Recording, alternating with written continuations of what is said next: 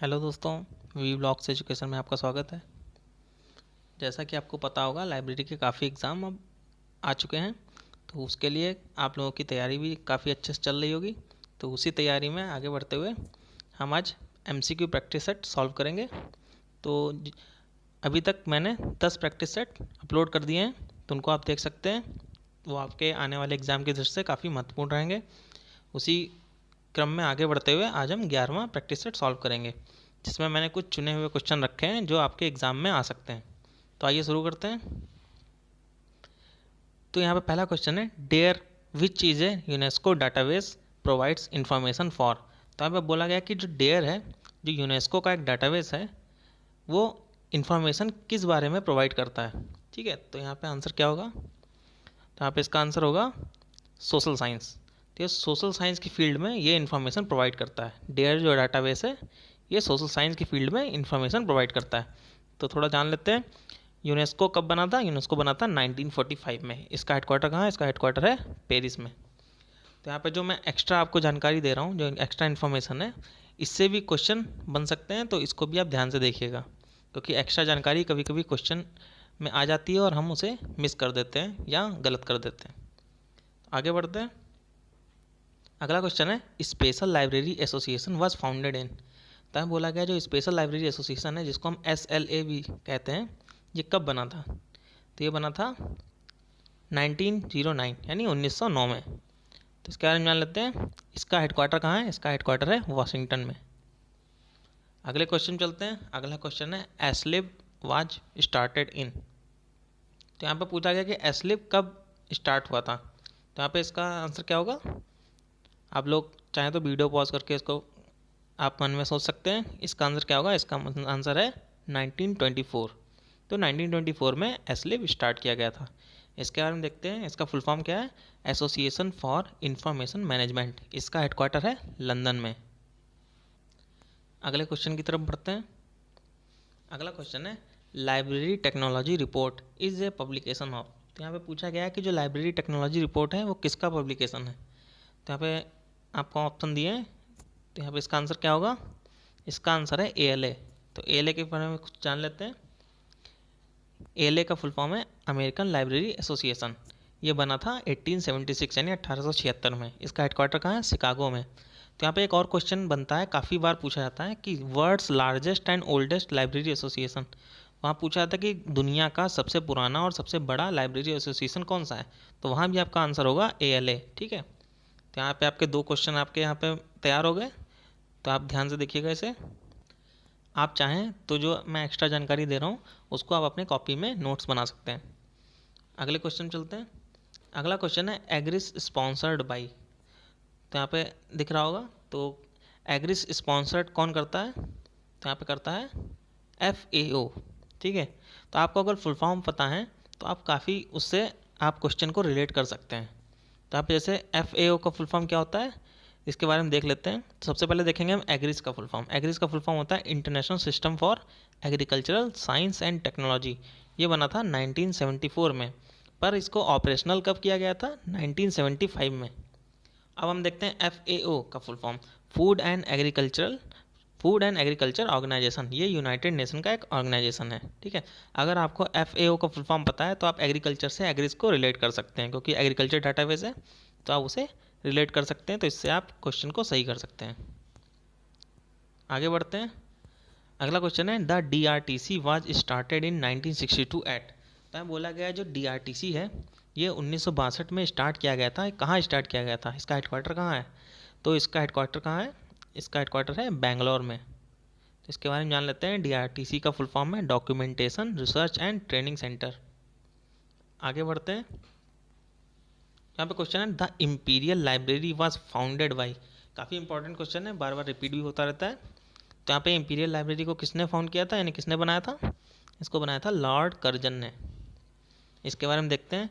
जो imperial library है ये 1891 में बनी थी और इसको 1903 में पब्लिक के लिए खोल दिया गया था, और बाद में इसे 1948 में नेशनल लाइब्रेरी एक्ट के तहत इसका नाम चेंज कर दिया गया। इसका नाम कर दिया गया नेशनल लाइब्रेरी ऑफ इंडिया, जो कोलकाता में स्थित है। तो यहाँ पे इतनी जानकारी आपके लिए क्वेश्चन से मिल गई है जो काफ़ी इंपॉर्टेंट है, इससे भी क्वेश्चन बन सकते हैं। तो आगे बढ़ते हैं। अगला क्वेश्चन है the RRRLF brings out its official publication known as. तो यहाँ बोला गया है जो राजा राम मोहन राय लाइब्रेरी फाउंडेशन है, इसका जो ऑफिशियल पब्लिकेशन है, तो इसका ऑफिशियल पब्लिकेशन कौन सा है। तो यहाँ पे देखिए एनुअल ऑफ RRLF लिखा होगा, RRLF बुलेटिन लिखा होगा, तो इससे कन्फ्यूज मत होइएगा। इसका जो ऑफिशियल पब्लिकेशन है वो है ग्रंथाना। ठीक है, तो इसको याद रखिएगा। तो RRLF कब इस्टेब्लिश हुआ था, ये बना था 1972 यानी 1972 में। इसका हेडक्वार्टर कहाँ है, कोलकाता में।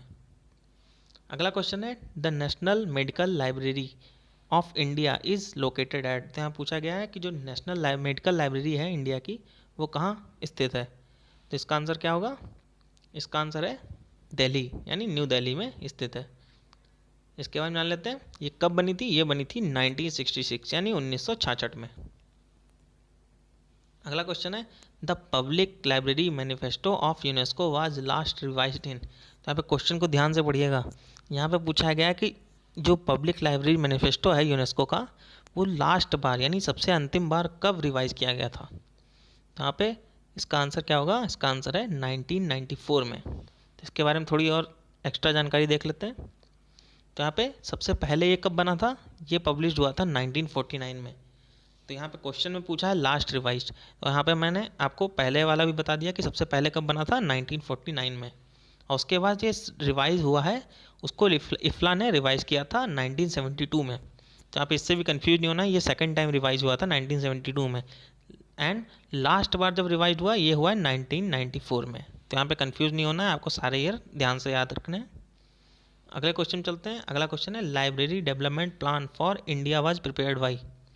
तब पूछा गया जो लाइब्रेरी डेवलपमेंट प्लान था जो इंडिया के लिए, वो किसने प्रिपेयर किया था। तो यहाँ पे प्रिपेयर किया था डॉक्टर SR रंगनाथन ने। तो यहाँ पे कब प्रिपेयर किया था 1950 में। अगला क्वेश्चन है BLAISE and online services provided by. तो जैसा मैंने आपको पहले बताया था, अगर आपको फुल फॉर्म याद है तो आप उससे आसानी से रिलेट कर सकते हैं और उससे आप अपना आंसर सही कर सकते हैं। तो जैसे अगर ब्लेज का फुल फॉर्म आपको याद होगा, पता होगा, तो आप आराम से इसमें टिक कर सकते हैं। तो यहाँ पे इसका आंसर क्या होगा, जो ब्लेज ऑनलाइन सर्विस है ये इसका आंसर है ब्रिटिश लाइब्रेरी, क्योंकि इसका फुल फॉर्म क्या होता है, इसका फुल फॉर्म है British library automated information services. ठीक है, तो यहाँ पे देखिएगा ब्लेज का फुल फॉर्म मैंने दे रखा है। और ये किस लिए यूज होता है, ये होता है for information retrieval and record supply. Information retrieve करने के लिए और रिकॉर्ड सप्लाई करने के लिए ये ऑनलाइन सर्विस यूज की जाती है। इसको कब इंट्रोड्यूस किया गया था, इसको इंट्रोड्यूस किया गया था 1977 में यानी 1977 में। अगले क्वेश्चन चलते हैं। अगला क्वेश्चन है chairman of national library review committee. तो यहाँ पे इसको रिव्यू कमेटी ऑन लाइब्रेरी भी कहते हैं। तो यहाँ पे देखिए इसके चेयरमैन कौन थे, इसके चेयरमैन थे डॉक्टर SR रंगनाथन। ये कब अपॉइंट की गई थी, ये जो कमेटी थी ये 1961 यानी 1961 में अपॉइंट की गई थी बाय UGC। अगले पे चलते हैं। अगला question NISSAT function under the department of. तो यहाँ पे मैंने जैसे कि आपको बताया था, अगर आपको फुल फॉर्म पता है तो आप आराम से आप अपने ऑप्शन से उसको रिलेट कर सकते हैं और आप अपना आंसर सही कर सकते हैं। तो नीसेट का फुल फॉर्म के थ्रू आप इसको सही कर सकते हैं। जैसे नीसेट का फुल फॉर्म क्या होता है, national information system for science and technology. तो यहाँ पे function under the department of, इसका आंसर क्या हो जाएगा, साइंस एंड टेक्नोलॉजी। तो यहाँ पे देख लेते हैं, इसका फुल फॉर्म है नीसेट का national information system for science and technology. ये कब इस्टेब्लिश हुआ था, 1977 में, और इसका हेडक्वार्टर कहाँ है, न्यू दिल्ली में। अगला क्वेश्चन है library bill of rights is related to. तो यहाँ पूछा गया है कि जो लाइब्रेरी बिल ऑफ राइट है वो किस से रिलेटेड है। तो यहाँ पे इसका आंसर क्या होगा, इसका आंसर है ALA यानी अमेरिकन लाइब्रेरी एसोसिएशन। इसके बारे में आपको बता चुका हूँ, 1876 में ये बनी थी और ये सबसे पुरानी और बड़ी लाइब्रेरी एसोसिएशन है। तो यहाँ पे देखते हैं लाइब्रेरी बिल ऑफ राइट्स कब अडॉप्ट हुआ था, ये हुआ था 1939 यानी 1939 में। इसके बाद इसमें अमेंडमेंट होते गए, तो उसके बारे में आप पढ़ लीजिएगा कि कौन कौन से अमेंडमेंट हुए हैं, कब कब हुए हैं। तो लास्ट वाला ज़रूर याद रखिएगा कि लास्ट में कब हुआ है, क्योंकि क्वेश्चन उसी से आता है। अगला क्वेश्चन है who was the chairman of NAPLIS committee appointed in October 1985। तो यहाँ पे देखिए आपको कितने क्वेश्चन इससे मिल गए कि यहाँ पे बोल दिया गया नेपलिस कमेटी, और यहाँ पे कब बनी थी 1985 में। तो अगर कोई भी क्वेश्चन आए कि नेपलिस कमेटी कब बनी थी तो उसका आंसर हो जाएगा 1985। और यहाँ पे पूछा गया उसके चेयरमैन कौन थे, तो यहाँ पे चेयरमैन कौन थे, इसका आंसर क्या होगा, डीपी चट्टोपाध्याय। ठीक है, डीपी चट्टोपाध्याय इसके चेयरमैन थे। तो यहाँ पे नेपलिस का फुल फॉर्म क्या है, national policy on library and information system.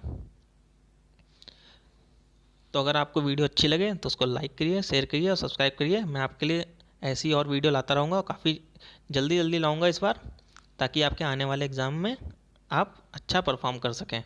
तो थैंक यू, जिन्होंने मेरा चैनल अभी तक सब्सक्राइब किया है वो चैनल को सब्सक्राइब कर लें और बेल आइकन को दबा दें। Thank you.